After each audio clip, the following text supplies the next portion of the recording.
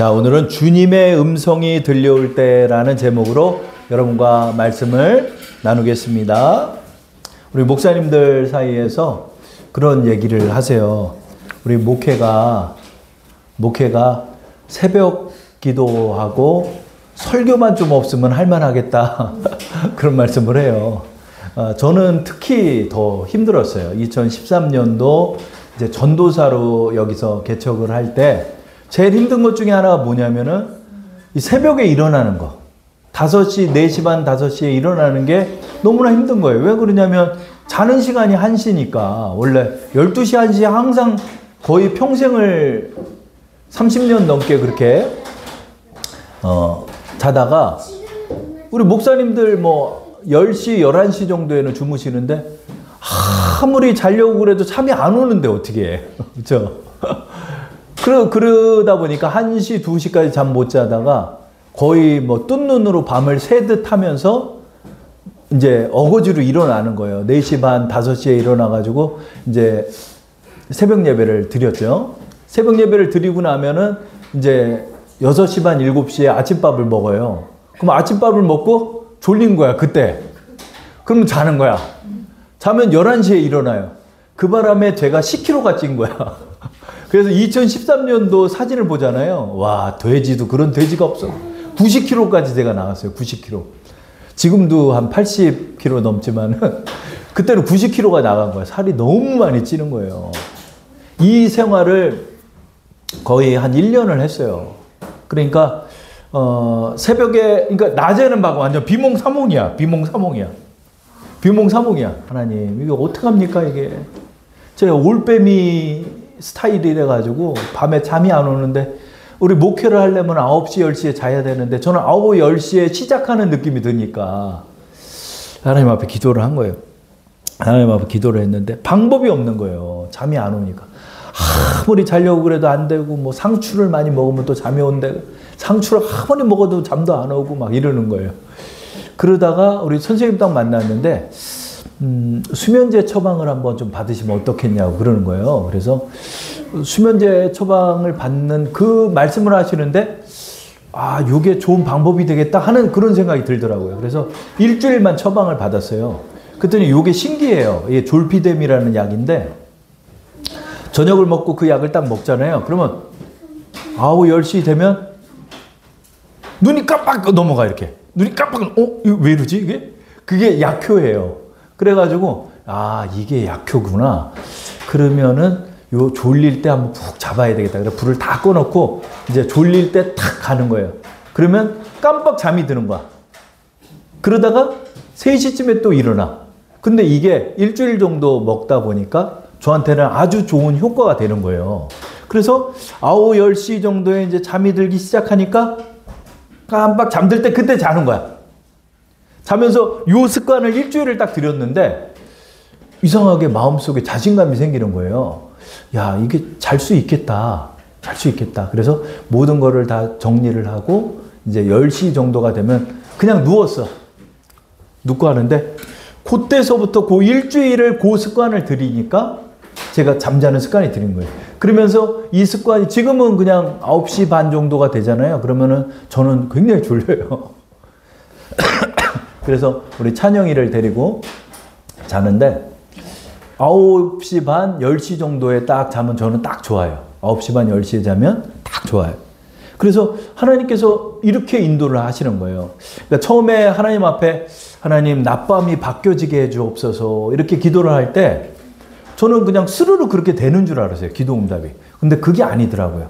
하나님께서 어떻게 그 열린문 가정의학병원의 그 선생님의 그 말 한마디가 그때 주님의 음성처럼 들리는 거예요. 아, 이게 좋은 방법이 되겠다.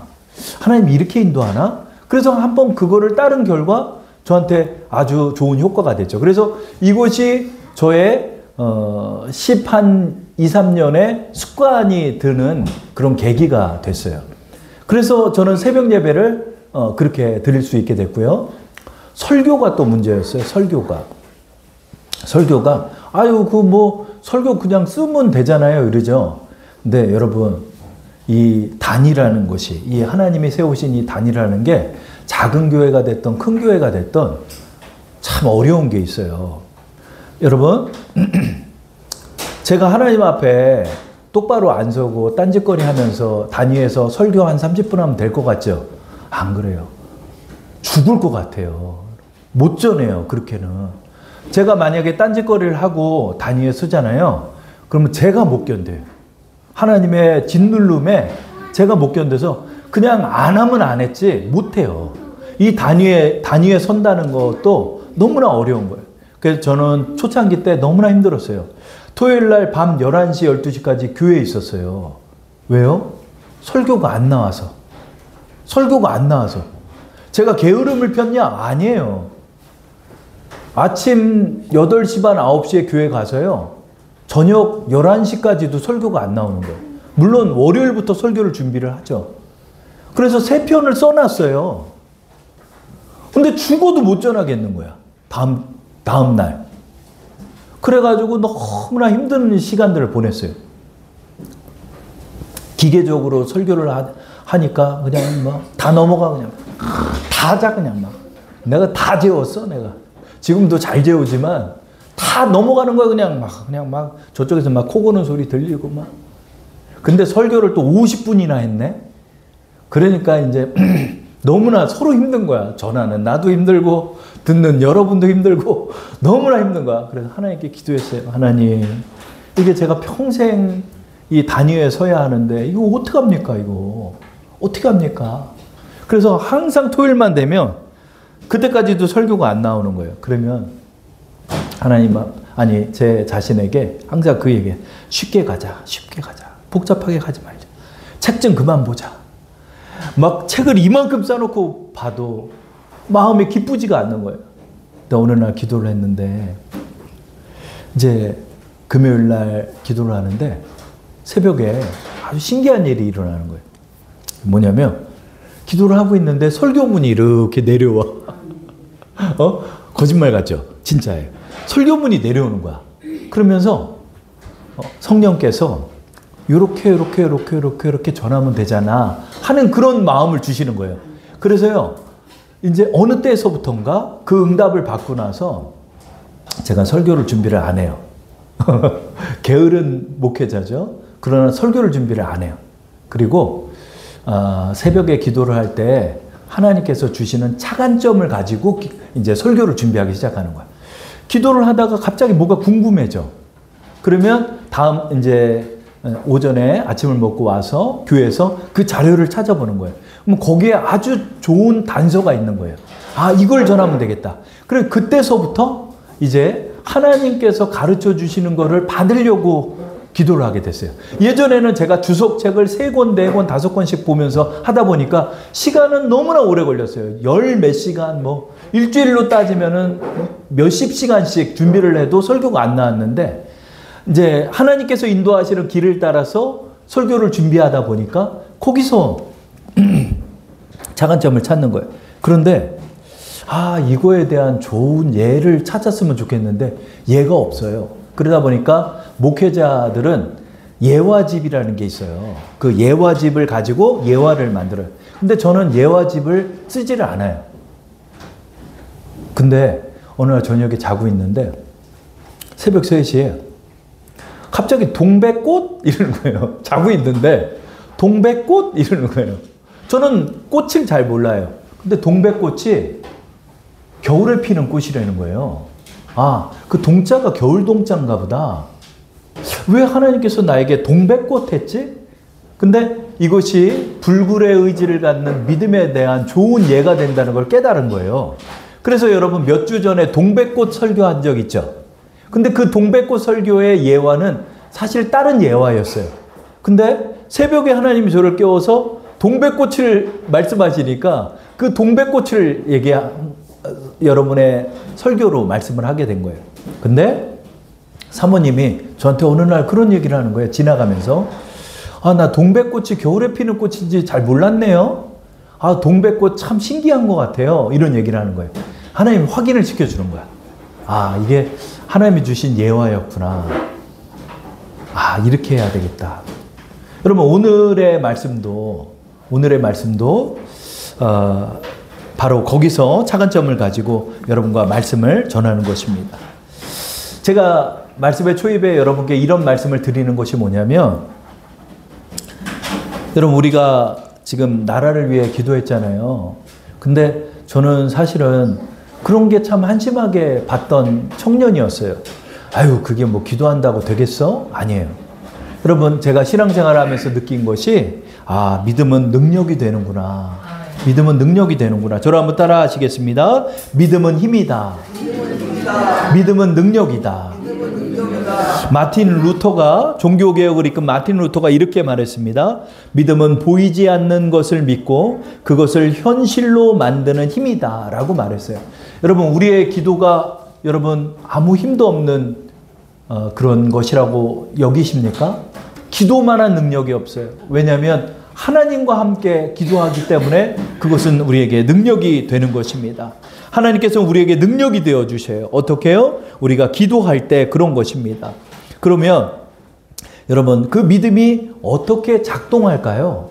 여러분, 기도할 때요, 여러분들이 많은 기도를 하잖아요. 그러면 그것이 어떻게 나의 현실의 힘과 능력이 될까요?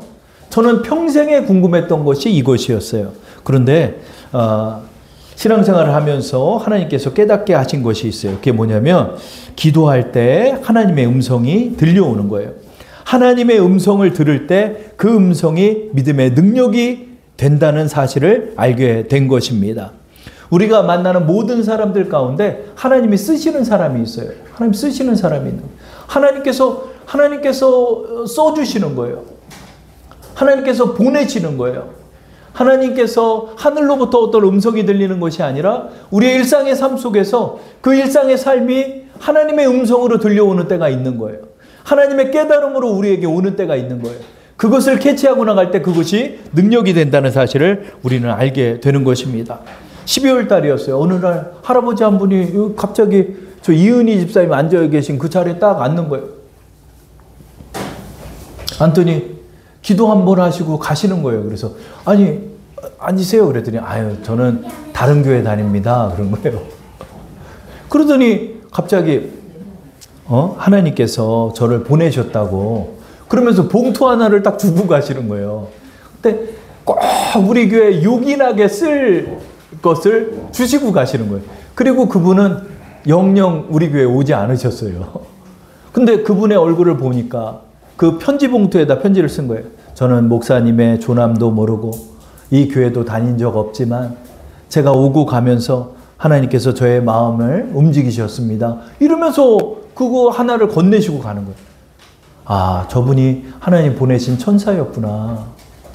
영영 보지 못했고 혹시나 이 아파트를 다니면서도 만나 뵐까 했지만 그분의 얼굴도 기억이 안 나요. 저는 그냥 훤하게 계신 할아버지 한 분이 그냥 기도하고 가셨던 그 기억. 그래서 저의 다이어리 책갈피에 그분의 편지를 지금도 끼고 있습니다. 이런 것처럼 하나님께서는 우리에게 우리가 생각지도 못하는 길 가운데서 인도하여 주시는 거예요. 어떤 때는 의사 선생님을 보내시고 어떤 때는 지인을 보내시고 어떤 때는 내 마음의 심상 속에 말씀하셔서 성령의 음성으로 우리에게 말씀하시는 거예요. 그 역사를 경험하는 것이 뭐다? 아, 이게 바로 주님의 음성이구나. 오늘의 말씀의 제목이 뭐죠? 우리 한번 읽어볼까요? 주님의 음성이 들려올 때. 기도하는 사람은 주님의 음성이 들려오는 거예요. 기도하고 믿는 사람은 주님의 음성이 들려오는 거예요. 그 음성을 들을 때 그것이 하나님의 능력이 되는 것입니다. 야곱이 그랬어요. 20년 동안 형제간에 문제가 있었어요. 형의 장자권을 뺏고 도망갔기 때문에 야곱을 형은 용서하지 않고 증오했어요. 20년 동안이나 내 이놈 얼굴을 보면 내가 죽여버리겠다 라고 말했던 것이 야곱의 형 에서였습니다. 이 문제가 해결되지 않은 채 고향으로 오는데 그 야뽕 강가에서 주님을 만나서 주님과 씨름하면서 기도하는 거예요. 나에게 축복해 주옵소서. 형이 나를 죽이고 내 처자식들을 죽이려 합니다. 지금 400명을 이끌고 지금 내 있는 쪽으로 달려오고 있습니다. 말을 타고. 하나님 어떡합니까? 도와주십시오. 그럴 때 하나님께서 역사해 주신 거예요. 그랬더니 형이 형 앞에 절을 하고 있는 야곱의 모습을 보더니 형이 갑자기 눈물을 왈칵 쏟는 거예요. 그래서 형을 부둥켜 안고 그때 형의 용서를 받게 되는 장면입니다. 우리 한번 그 장면을 볼까요? 창세기 33장 10절입니다. 여러분 말씀장 한번 보세요. 다 함께 합독해 보겠습니다. 내가 형님의 얼굴을 배운즉 하나님의 얼굴을 본 것 같사오며 형님도 나를 기뻐하심이니이다. 아멘. 여기서 형님의 얼굴을 보니까 하나님의 얼굴을 보는 것 같다라고 지금 야곱이 얘기해요. 저는 그동안 이 말씀을 보면서 이거는 그냥 예의상하는 말인 줄 알았어요. 아, 형님 보니까 천사를 보는 것 같네요. 형님 날 용서해 주셔서 감사해요. 이런 말씀인 줄 알았는데 그게 아니에요.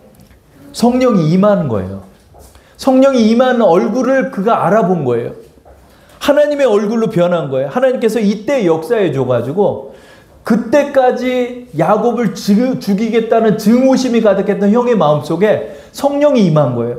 그러더니 내 동생이 불쌍해 보이고 쩔뚝거리면서 내 앞에 절하면서 오고 있는 저 야곱이 한없이 불쌍해 보이고 머리 보니까 머리도 희끗희끗 흰머리도 보이고 20년 동안 못 봤던 내 동생 갑자기 보고 싶은 내 동생이 돼버린 거예요. 저 동생을 용서하고 싶은 마음이 되는 거예요. 마음속에 그냥 감동이 일어나더니 눈물을 쏟는 거예요. 서로 부둥켜 안고 끼안고 뽀뽀하면서 그냥 그렇게 이런 일이 일어난 거예요. 어때? 바로 이때 하나님이 역사한 거예요. 이것을 야곱이 본 거예요. 그랬더니 형의 얼굴이 천사의 얼굴로 변한 거예요. 그 뽀뽀하고 난 다음에 형 다시 봤더니 형 얼굴로 돌아갔어. 붉은 얼굴로 돌아갔어. 그러더니 세일산으로 가서 말 타고 다니면서 싸우면서 사람 죽이면서 그렇게 살았어요. 이때 하나님이 역사한 거예요. 왜? 야곱의 기도 때문에. 하나님께서 역사한 것을 야곱이 포착한 것입니다. 하나님께서 역사하여 주시는 거예요. 여러분, 우리 하나님께 기도할 때요, 하나님께서 여러분에게 다각도로 인도하고 계시는 거예요. 그래서 그것을 여러분이 캐치해 나갈 때 거기서부터 기적이 일어나는 거예요. 예전에 조용기 목사님께서 이런 간증을 하신 적이 있어요. 조용기 목사님께서 그 서대문에서 목회를 하는데 거기가 부흥이 돼서 한 1만 명 성도가 되니까 그 주위에 있던 그 사람들이 너무나 차가 많이 막히니까 제발 좀 딴 데로 좀 가라고 원성이 자자한 거예요. 민원도 그냥 거기에 주차한 안 때문에. 여러분 그 서대문 그 지역에 여러분 1만 명이 모인다고 생각해 보세요. 자동차를 끌고 오고 사람이 몰려오고 난리가 나는 거죠. 그때 하나님께 기도할 때 그 여의도 개발이 있다는 소식을 듣고 여의도로 하나님 인도하시는 걸 깨닫고 여의도로 간 거예요. 땅도 공짜로 빌려줬어. 그러다 보니까 이게 하나님의 인도가 분명히 맞거든요. 그래서 거기서 5만 명을 수용할 수 있는, 여러분 1970년대 5만 명을 수용할 정도의 그런 규모의 건축을 한다? 이거 쉬운 거 아니에요. 그런데 조용기 목사님 간증을 들어보니까 얼마 들고 시작했냐? 100만 원 들고 시작했대요. 서대문에서 나올 때 100만 원 가지고 나왔대요. 그 1만 명 성도가 다 따라온 게 아니라 2천 명만 따라왔대요. 근데 다 가난한 분들이에요. 아무것도 없어요. 땅도 내 땅이 아니죠. 왜? 서울시가 빌려줬으니까. 그러니까 땅 담보로 대출을 받을 수 있는 것도 아니에요. 그런데 건축을 시작했네? 근데 소문에 저 조 목사란 사람이 저 1만 명 성도가 있는 담임 목사라는 소문이 나가지고 계약을 써준 거예요. 건축업자가. 그래서 건축을 들어갔는데 중도금이란 게 있잖아요. 중간중간 정산을 해줘야 되잖아요. 돈이 없네? 그래가지고 목사님이 장롱에 숨고 어디 저 작은 방에 숨고 근데 이거 잡으러 다니는 거예요. 이 사기꾼 어디 갔냐고. 그래가지고 조용히 목사님이 그 철근이 있는 그 예배 본당에 앉아서 주님 저를 죽여주십시오. 이거 어떡합니까? 이거 돈 10원 한 장 없는데 이거 어떻게 내가 이 건축 대금을 지불합니까? 차라리 저 철근이 저의 머리로 떨어져서 저를 데려가 주옵소서. 목회자가 자살하면 안 되니까 차라리 저를 그렇게 죽여주옵소서. 그렇게 기도를 한 거예요. 그런데도 하나님의 음성은 들려오지 않는 거예요. 그러다가 이제 잔금을 정산해야 되는 때가 점점 다가오고 12월 31일이 됐대요. 31일이 돼. 아무리 기도해도 어디 돈 나올 데가 없는 거야. 돈 나올 데가 없어. 하나님께 기도하고 있는데 하나님께서 그 음성을 주신다는 거예요. 뭐냐면 너 한국은행으로 가서 대출을 받아라. 그런 마음을 주시더래요. 근데 아무것도 없잖아요. 아무것도 없잖아요. 근데 그 하나님의 음성을 듣고 007 가방 하나를 들고 찾아갔대요. 그래서 거기 은행장을 만난 거예요. 마치 유력 인사인 것처럼 가장을 해가지고 그 은행장실로 들어간 거예요. 혹 높은 사람인 줄 알고. 그 앉았는데 저 순복음교회에서 저 건축을 하고 있는 누구누구 목사입니다. 이렇게 얘기했대요. 근데 그 은행장이 참 어이없는 일이잖아요. 그런 사람이 왔는데 아주 진지하게 그 이야기를 받아주더래요. 그러더니 여차여차해서 이렇게 건축 대금을 대출받으러 왔습니다. 봤더니 담보도 없고 신용 갖고는 안 되잖아요. 더군다나 무슨 목사님이 무슨 돈이 있어요. 대출도 안 돼요. 목사들은요. 가만히 보더래요. 그 은행장이. 그러더니 이런 얘기를 하더래요. 목사님, 저도 교회 다니는 사람입니다. 근데 이렇게 갖고 오시면은 어디를 가도 대출은 못 받습니다. 근데 진지하게 받아주는 거예요. 그거를. 그러더니 그러면 먼저 목사님 건강진단서부터 좀 갖고 오십시오. 그 당시에 너무 말라서 30몇 킬로였대요. 그러니까 여러분 남자가 30몇 킬로, 물론 키도 좀 작으셨지만은 얼마나 말랐겠어요. 이 사람이 중간에 죽을 것 같더래요. 그래서 건강진단서를 갖고 오라고. 그래서 건강진단서를 갖고 왔대. 담보가 없는데 이거 어떡합니까? 그랬더니 나중에 건축이 되고 우리가 잘 살면은 건축대금을 지불하겠다는 성도의 약정서를 써왔대요. 약정서. 여러분 이거는 아무것도 아니에요. 내가 나중에 돈을 지불하겠습니다 하는 약정서를 성도님들 그 가난한 분들이 그냥 썼대요. 그거를 내밀었대요. 근데 그걸 보더니 이거는 아무것도 안 됩니다. 그런데 그 은행장 직권으로 그걸 인정을 해줬다는 거예요. 그래서 그 대출금을 납입할 수 있었다는 거예요. 그리고 이제 대출을 받아서 지불을 한 다음에 교회가 이제 창립이 되고 난 다음에는 너무나 쉽게 되는 거죠. 하나님께서 성도를 엄청나게 부어주시니까 금방 그냥 갚았다는 거예요. 그런데 지금 이 순간이 가장 어렵죠. 지금 당장 건축대금을 지불해야 되는데 돈 나올 때는 없고 하나님의 인도를 구할 때 하나님께서 그렇게 길을 열어주셨다는 간증을 제가 들었습니다. 하나님의 음성이 들려올 때 그 음성은 우리에게 능력이 되는 것입니다. 기도하는 성도에게는 하나님의 음성이 떨어집니다. 그 음성은 우리에게 방법이 됩니다. 저를 한번 따라 할게요. 주님의 음성은 우리에게 방법이 됩니다. 기도하고 영감을 가지고 하나님의 음성에 귀 기울일 때 그 일은 곧 일어날 일이 되고 우리에게 좋은 방법이 되고 지혜가 되는 것입니다. 엘리야가 그랬어요. 3년 반 동안 비가 안 왔어요. 이스라엘 땅에 비가 안 왔어요. 근데 하나님의 음성이 들려오는 거예요. 이제 곧 내가 비를 내릴 것이니까 너희는 준비해라. 또 언제 비가 오는 줄 알아? 언제 비 오는지 모르잖아요. 그러니까 그 시종한테 말하는 거예요. 너 산 꼭대기에 올라가서 구름이 일어나나 한번 봐라. 그런 거예요. 구름이 일어나나 한번 봐라. 구름이 일어나야 비가 오잖아요. 그러니까 구름을 보는데 하늘은 해가 쨍쨍 내리쬐고 구름 한 점 없는 너무나 맑은 날씨인 거예요. 아무리 봐도 안 돼요.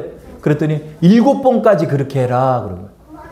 1번 올라가고 2번 올라가고 3번 올라가고 4번 7번까지 올라갔는데 그 시종 게하시가 말하는 거예요. 엘리야에게 손바닥만한 구름이 있습니다. 그랬더니 엘리야가 뭐라고 그래요? 이제 곧 비가 내릴 거니까 준비하자. 이 말을 한 거예요.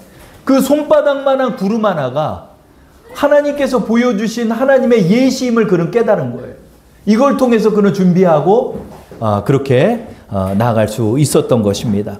이처럼 여러분 하나님 앞에 기도하고 있는 사람은 그 손바닥만한 구름은 하나님이 보내주신 구름임을 깨닫게 되는 거예요. 그것을 깨닫고 나갈 때 그것이 먹구름이 일어나는 거예요. 예전에는 왜 손바닥만한 구름일까? 저는 이게 궁금했어요. 구름이 올 거면 갑자기 먹구름이 밀려온다든가 부부부부 하면서 먹구름이 밀려오고 해를 가리면서 갑자기 비가 쏟아지면 될 것을 왜 하나님께서는 엘리야에게 손바닥만한 구름을 보여주셨을까? 저는 지금 와서 깨달은 거는 아, 이게 준비할 시간을 벌어준 거구나 하는 걸 알게 됐어요. 왜냐면 먹구름부터 밀려오면 준비할 시간이 없는 거예요. 하늘에서부터 그냥 비가 바켓으로 내리붓듯이 내릴 거니까 사람들이 폭우에 의해서 피해를 당할 수가 있거든요. 그러니까 하나님께서는 손바닥만한 구름부터 시작하게 해주셨던 거예요. 우리 그 장면 한번 볼까요? 열왕기상 18장 44, 45절입니다. 읽어볼게요. 7번째에 이르러서는 그가 말하되 바다에서 사람의 손만한 작은 구름이 일어나나이다. 이르되 올라가 아합에게 말하기를 비에 막히지 아니하도록 마차를 갖추고 내려가소서 하라 하니라. 조금 후에 구름과 바람이 일어나서 하늘이 캄캄해지며 큰 비가 내리는지라. 엘리야만 그걸 본 거예요. 저 손바닥만한 구름 아무것도 아니죠. 있다가 없어질 만한 구름이죠. 그러나 엘리야는 하나님 앞에 응답을 받았음을 깨달았기 때문에 그 손바닥만한 구름이 먹구름이 될 것을 그는 미리 알고 아합 왕에게 이야기하여 준비시킬 수 있었던 것입니다. 얼마나 간절히 엘리야가 기도했을까요? 바닥에 엎드려 그 무릎 사이에 얼굴을 파묻고 기도를 했대요. 엘리야의 기도하는 모습을 보겠습니다. 열왕기상 18장 42절입니다. 엘리야가 갈멜산 꼭대기로 올라가서 땅에 꿇어 엎드려 그의 얼굴을 무릎 사이에 넣고, 이게 배 나온 사람 못해요. 이게 어떻게 이게 숙이는 것도 힘든데 무릎 사이에다 얼굴을 집어넣는다. 그러니까 엘리야는 엄청 깡 마른 사람이죠. 아무것도 못 먹고 까마귀가 갖다 주는 음식 먹고 살았으니 얼마나 말랐겠어요. 그런데 그렇게 간절히 기도했다는 거예요. 그러자 하나님께서 말씀하는 거예요. 너 준비해라. 비 온다. 비 온다? 아, 저 구름이 하나님의 음성으로 들렸던 거예요. 그래서 엘리야는 준비할 수 있었던 거예요. 기도하는 사람은 하나님의 응답을 따라서 내가 지금 갈지 나중에 갈지 일로 갈지 절로 갈지 하나님이 말씀하시는 걸 들을 수 있는 것입니다. 아브라함 때가 그랬어요. 아브라함 때 가뭄이 너무나 짙어지니까 이스라엘을 떠나서 이집트로 내려갔습니다. 이집트에서 좀 먹고 살까 한 거예요. 이집트에서 내가 이집트로 내려온 게 맞나 안 맞나? 내가 가나안 땅으로 다시 올라가야 되나 안 올라가야 되나? 이게 궁금했어요. 하나님 앞에 기도하자 바로 왕이 너 가나안 땅으로 가라. 그 음성이 바로 하나님의 음성으로 듣고 아브라함은 이집트에서 가나안 땅으로 올라오게 된 것입니다. 창세기 12장 19절 읽어볼까요? 내가 어찌 그를 누이라 하여 내가 그를 데려다가 아내를 삼게 하였느냐? 내 아내가 여기 있으니 이제 데려가라 하고, 이 장면을 통해서 바로가 쫓아내요. 너 여기서 나가라. 여기서 나가라. 이집트에 있지 마라. 너 때문에 우리 가문 몰살될 뻔했다. 그러니까 그 음성이 갈팡질팡하고 있는 아브라함에게 하나님의 음성으로 들리는 거예요. 아, 그래, 가야 되는구나. 내가 가나안을 지키고 있어야 되는구나. 하나님이 날 불렀던 이 가나안 땅, 여기가 내가 있을 곳이구나. 아브라함이 그 음성을 하나님의 음성으로 깨닫고 그는 올라가게 된 것입니다. 하나님의 능력이 내 삶에 미칠 수 있는 것이 뭘까요? 바로 이처럼 하나님께서 보내셔서 나에게 말씀하시는 바를 깨달을 때 그 음성이 바로 능력이 되는 것입니다. 우리는 이것을 깨닫고 나가야 돼요. 하나님, 내 이 문제를 어떻게 해결합니까? 전번에도 말씀드린 것처럼 감나무 밑에서 입 벌리고 감 주세요 하는 게 아니에요. 하나님께서는 말해요. 너에게 줬잖아. 말해요. 너에게 줬는데 너는 왜 깨닫지 못하냐? 여러분, 우리는 이것을 깨닫고 나갈 때 도처에서 하나님의 음성이 들려옵니다. 내 아버지를 통해서, 내 친구를 통해서, 또 깨달음을 통해서, 책을 통해서 갑자기 TV에서 들려오는 그 음성 하나가 주님의 음성으로 들리는 거예요. 아, 이렇게 하면 되겠구나. 선생님을 만났는데 그 선생님이 나에게 가장 적절한 처방을 해주시는 거예요. 그 바람에 내 습관을 바꿀 수가 있고, 내가 끊어야 될 걸 끊을 수가 있고, 하나님의 길을 따라 걸어갈 때 걸어갈 수가 있고, 이것이 능력이 되기 시작하는 거예요. 하나님의 능력을 캐치하는 거예요. 하나님의 능력을 캐치하는 건 바로 하나님의 음성을 캐치하는 것입니다. 우리는 이것을 깨달아야 합니다. 예수님께서 예수님의 음성이 들려올 때 그 죽은 사람까지 살려주셨어요. 예수님에게 아주 가까운 이웃이 있었습니다. 그것은 바로 나사로입니다. 그 나사로에게는 여동생 둘이 있었는데 마르다와 마리아였어요. 베다니 마을에 살고 있는 이 3남매는 가난했지만 착했고 또 신앙이 아주 좋은 남매였어요. 그런데 나사로가 병이 들었어요. 인근에 있었던 예수님을 청해서 빨리 와서 우리 오빠 좀 고쳐주라고 했어요. 오빠는 점점 죽어가고 있는데 예수님께서는 요지부동이에요. 움직이질 않는 거예요. 그 바람에 오빠는 죽었어요. 그 베다니 마을 얼마 되지도 않는데 예수님이 안 온 거예요. 그 동생들이 원망스러웠어요. 예수님이 마을 입구까지 왔다는데도 마르다 마리아는 나와보질 않는 거예요. 너무 원망스러워서. 그래서 마리아는 방 안에 그대로 있었어요. 예수님이 마리아를 불러내요. 그래서 말합니다. 너 내가 죽은 오빠도 살릴 수 있다고 믿냐? 예. 이 다음에 주님이 이 땅에 오실 때 우리 모두가 다시 부활할 걸 믿습니다. 아, 그거 말고 지금 네 오빠가 살 수 있다라고 너는 믿냐? 그걸 어떻게 믿어요? 지금 무덤가에서 지금 오빠가 이제 죽어서 부패하기 시작했는데 어떻게 그 오빠가 살아난다는 거예요? 무덤가에 돌을 치워봐라. 그리고 주님이 말씀하는 거예요. 주님이 말씀하는 거예요. 뭐요? 나사로야 나오라. 그 음성을 들은 나사로는 그 무덤가에서 살아나는 거예요. 우리 그 장면 한번 볼까요? 이것이 바로 오늘의 본문입니다. 요한복음 11장 41절에서 44절입니다. 돌을 옮겨 놓으니 예수께서 눈을 들어 우러러 보시고 이르시되 아버지여 내 말을 들으신 것을 감사하나이다. 항상 내 말을 들으시는 줄을 내가 알았나이다. 그러나 이 말씀을 하옵는 것은 둘러선 무리를 위함이니 곧 아버지께서 나를 보내신 것을 그들로 믿게 하려 함이니이다. 이 말씀을 하시고 큰 소리로 나사로야 나오라 부르시니 죽은 자가 수족을 배로 동인 채로 나오는데 그 얼굴은 수건에 쌓여 있더라. 예수께서 이르시되 풀어놓아 다니게 하라 하시니라. 아멘. 이것이 예수님의 사역 가운데 가장 놀라운 사역이에요. 왜? 방금 죽은 게 아니에요. 방금 심장이 멎은 게 아니에요. 죽은 지 4일이 지난 거예요.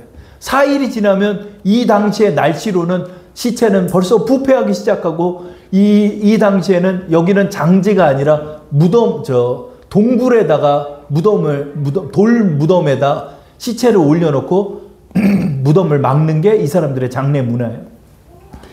그 동굴 안에는 사실은 썩은 내가 진동하기 시작했어요.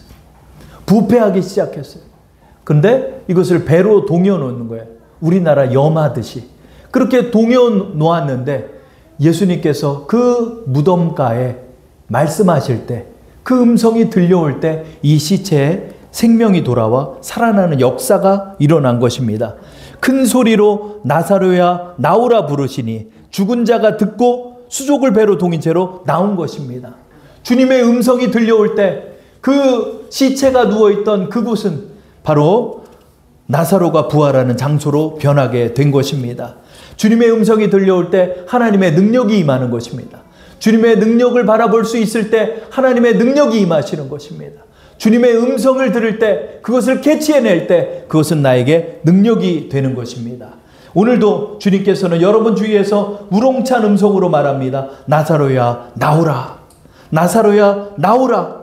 죽은 자가 살아날 수 있는 것처럼 들리는 거예요. 저는 어제 이 말씀을 마무리하면서 마치 그런 생각이 들더라고요.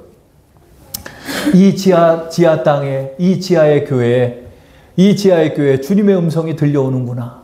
나사로야 나오라. 주사람 교회라 나와라. 그러는 것처럼 들리더라고요. 주님의 음성은 오늘도 우리에게 속삭입니다. 여러분 우리 교회 밖을 나가보십시오. 오늘까지는 따뜻하대요. 그리고 화요일부터는 영하 한 12도서부터 금요일까지는 추워진대요. 그러니까 이제 우리가 또 동파에 대비를 하겠지만 여러분 이 따뜻한 날씨에 지금 나가보죠. 나가보면 도초의 소리가 들립니다. 자동차가 지나가는 소리, 또 성질 급한 사람들이 빵빵거리는 소리, 그 옆에 참새가 짹짹거리는 소리, 저 옆에 할머니들이 이야기 나누는 소리, 또 이 옆에 아이들이 뛰노는 웃음소리가 들립니다. 그 많은 음성 속에서 주님께서 여러분에게 말씀하는 거예요. 아, 주님이 나에게 말씀하시는구나.